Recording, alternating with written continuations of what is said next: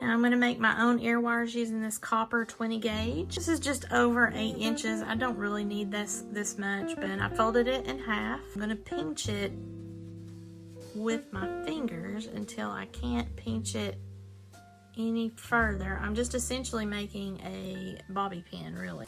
And you might want to use your nylon dot pliers. I just used my bent nose pliers to get it close. Then come over here and straighten your wires back out. And this is where you're gonna need the round nose pliers to make that P shape on the edge. With these round nose pliers, I'm just turning it away from myself to make a P shape.